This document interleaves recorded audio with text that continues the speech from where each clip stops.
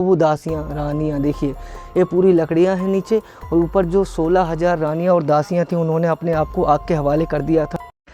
चलिए दोस्तों, तो आज हम लोग एक और ऐसी जगह पर पहुंच चुके हैं जिसका इतिहासकारों ने सुनहरे अक्षरों में इतिहास में लिखा हुआ है। दोस्तों, मैं बात कर रहा हूँ 1528 की। चंदेरी के जब राजा हुआ करते थे, राजा मेंदिनी राय, उस समय भारत पर जो मुग़ल शासक हुआ करता था बाबर ने इस चंदेरी के किले पर ऐसा घातक नरसंहार किया था, ऐसा आक्रमण किया था कि चंदेरी आज तक उस आक्रमण को नहीं भूली है। तो यहाँ के जो राजा थे मेंदिनी राय, और यहाँ 16,000 दासियाँ और रानियाँ जो थीं, अपने आत्मसम्मान के लिए जौहर कर गई थी, आग में समर्पित कर दिया था। इसको आज खूनी तलैया के नाम से जाना जाता है। जो स्थान आपको मैं बता रहा हूँ, इन पत्थरों को देखिए तो जो जहाँ पर जौहर हुआ था, ये जो पत्थर आपको देखने को मिल रहे हैं आज भी काले पड़े हुए हैं। अब ये काले लोग बताते हैं कि यहाँ पर जब 16,000 दासियाँ और रानियों ने आग को अपने आप को समर्पित कर दिया था, उस कारण से पत्थर आज भी लाल नहीं, काले पड़ गए हैं, और यहाँ की मिट्टी आज भी काली है। लोग बताते हैं कि यहाँ पर 16,000 दासियाँ रानियों ने जौहर कर लिया था। तो ये 1528 में जब बाबर ने यहाँ पर इतना घातक आक्रमण किया था कि 16,000 रानियाँ दासियों का जौहर करना और कई सैनिकों के नरसंहार का यहाँ पर जीता जागता सबूत हमें देखने को मिलता है, जो कि अभी पिछले पार्ट में मैंने दिखाया, उधर खूनी दरवाज़ा है। तो यहाँ इतना नरसंहार हुआ था। नरसंहार होने के बाद उनकी गर्दनें काट दी थी, कई लोग मर गए थे हज़ारों की संख्या में, और उनका जो खून था उस खूनी द्वार से बह कर के नीचे चंदेरी तक पहुंच गया था। इतना घातक आक्रमण बाबर ने इस चंदेरी को जीतने के लिए किया था और चंदेरी पर अपना कब्जा जमा लिया था। इस जौहर कुंड के चर्चे बहुत सारे सुने थे मैंने, यूट्यूब पर भी देखे थे, फेसबुक पर भी देखे थे, कई जगह इधर की वीडियो मैंने देखी थी। इसी के लिए आज मैं इस चंदेरी सीरीज़ में आप लोगों को एक खूनी तलैया, जिसको आज के इस खूनी तलैया के नाम से जाना जाता है, एक जौहर कुंड है जिसमें राजा मेंदिनी राय की रानी दासियाँ कई लोगों ने जौहर कर लिया था, एक साथ 16,000 ने। आज उनका स्मारक बना हुआ है, वो भी मैं दिखाऊंगा। यहाँ की इतनी पावन मिट्टी देखिए, जिसने अपने आत्मसम्मान के लिए खुद को आग के हवाले कर दिया था। लोग कहते हैं इसकी मिट्टी उस आग की जलन से आज भी काली पड़ी हुई हमें दिखाई देती है।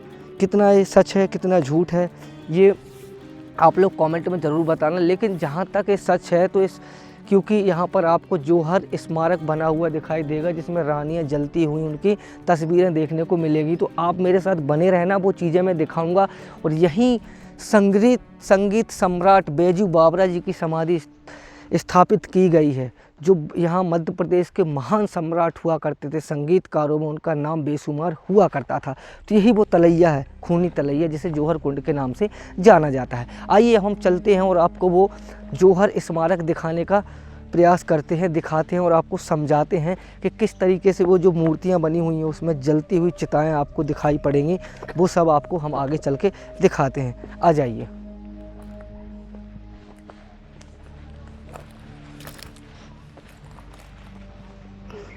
चलो आइए चलते हैं उस जौहर स्मारक के पास। आ जाइए।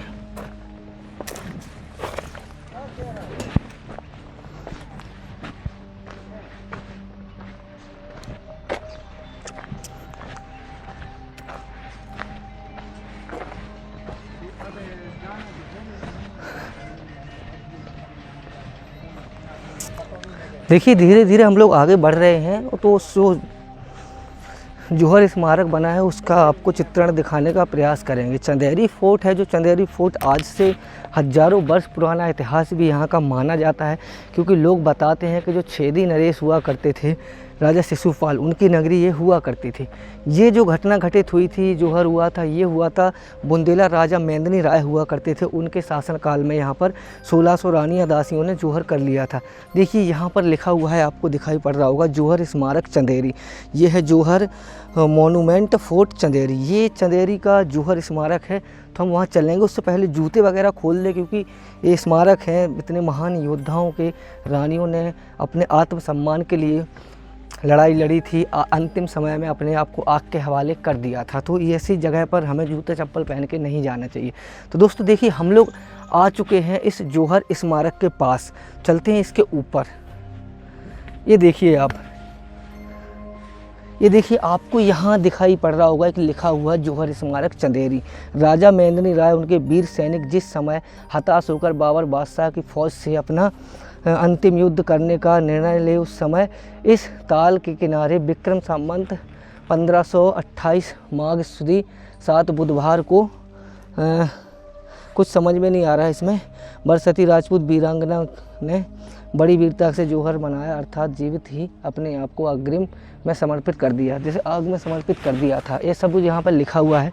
और देखिए आपको यहाँ दिखाई दे रहा होगा वो दासियाँ रानियाँ, देखिए ये पूरी लकड़ियाँ हैं नीचे, और ऊपर जो 16,000 रानियाँ और दासियाँ थीं उन्होंने अपने आप को आग के हवाले कर दिया था। ये युद्ध की प्रतिमाएँ कुछ दर्शाई गई हैं, और ये भोलेनाथ जी के ऊपर फूल पुष्प वगैरह चढ़ा रहे हैं, दूध चढ़ा रहे हैं, ये चीज़ें आपको यहाँ पर दिखाई दे रही होंगी। छोटा सा स्ट्रक्चर बना हुआ है, ऊपर आपको एक चित्रण काफ़ी सुंदर दिखाई पड़ रहा होगा। इधर आइए, थोड़ा सा पीछे की ओर चलते हैं और आपको दिखाते हैं। इधर भी कुछ लिखा हुआ है, देखिए ओम सिद्ध श्री, देखिए ओम सिद्ध श्री ये सावंत लिखा हुआ है। माघ जब जौहर हुआ था, देखिए चंद्रगिरी दुर्ग महाराज श्री मेंदिनी राय राजवीर बाबर पश्चात युद्ध के बसरे अत्रा, इस संस्कृत में लिखा हुआ है। दोस्तों आप लोग, संस्कृत मुझे उतनी ज़्यादा पढ़ना आता नहीं है, तो आप लोग कमेंट में बता देना। लिखा वही है जो मैंने आपको बताया है। देखिए इसी तलैया में जो मैंने शुरुआत में ही आपको वो वीडियो दिखाई थी, इसी के अंदर उन्होंने जौहर किया था, और वो लोग आग के हवाले कर देती हैं। 16,000 रानियाँ और दासियाँ अपने आप को आग के समर्पित करती हैं अपने आत्मसम्मान के लिए। और इधर इंग्लिश में लिखा हुआ है, अगर कोई भाई हिंदी नहीं जानता है तो इसको पढ़ सकता है आराम से, इंग्लिश में पूरा उसकी डेट वाइज लिखी हुई है, जौहर मोनूमेंट फोर्ट चंदेरी। आइए अब हम थोड़ा आगे बढ़ते हैं इधर से, और आपको दिखाते हैं जो यहाँ के संगीत सम्राट हुआ करते थे बेजू बावरा, उनकी समाधि स्थल को हम एक्सप्लोर करते हैं और आप लोगों को दिखाते हैं। आ जाइए,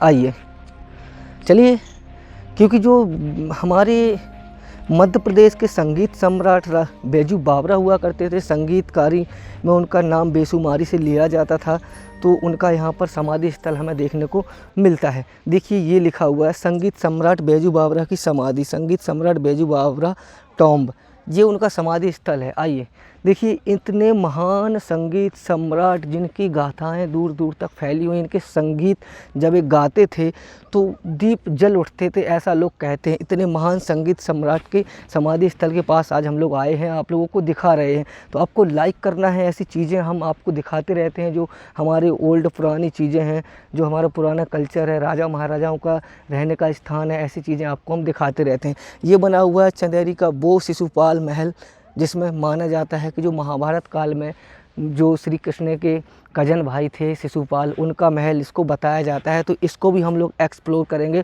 और आप लोगों को दिखाएंगे। देखिए ये तलैया आज की डेट में कितनी मतलब एक ऐसी वीर गाथाओं को संजोए हुए बैठी है, इसमें कितनी रानी दासियाँ उन्हें जौहर किया है। तो दोस्तों ऐसी चीज़ें अगर आप लोगों को पसंद आती हैं, देखना अच्छा लगता है, तो आप मेरे पेज से आप मेरे चैनल से जुड़ जाइए, फॉलो कर लीजिए, मुझे सब्सक्राइब कर लीजिए, ऐसी चीज़ें आपको देखने को मिलती रहेंगी। तो देखिए अभी मैंने दिखाया है जो संगीत सम्राट हुआ करते थे बेजू बावरा, उनकी समाधि को दिखाया, और वो जौहर स्मारक भी दिखाया है, वो जो तलैया भी दिखाई, इसको खूनी तलैया के नाम से जाना जाता है। वहाँ पर 16,000 रानियों दासियों ने जौहर किया था। आइए थोड़ा यहाँ से चंदेरी का व्यू आपको हम दिखाते हैं।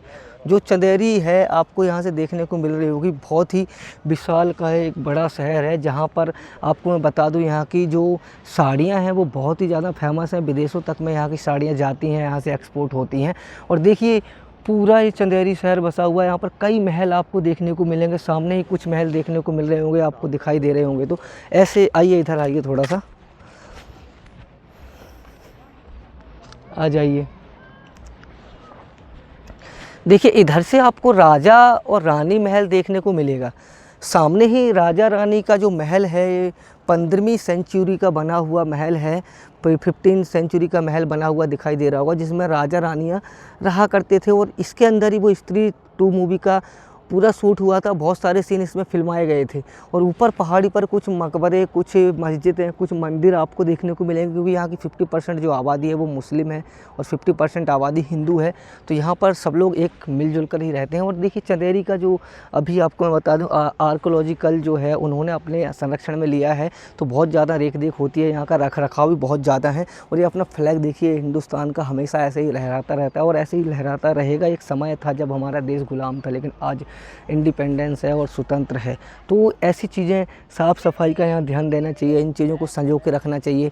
और मेरा प्रयास रहता है कि जितनी ज़्यादा हो सके ये पुरानी चीज़ें आप लोगों के बीच में लेकर के आऊँ, आप लोगों को दिखाऊँ। तो दोस्तों अगर आप लोगों को ये वीडियो पसंद आया हो तो वीडियो को लाइक, चैनल को सब्सक्राइब, और अगर फेसबुक पर देख रहे हो तो फॉलो करके जाना। मिलते अगले ब्लॉग में, तब तक के लिए जय हिंद, जय भारत, वंदे मातरम।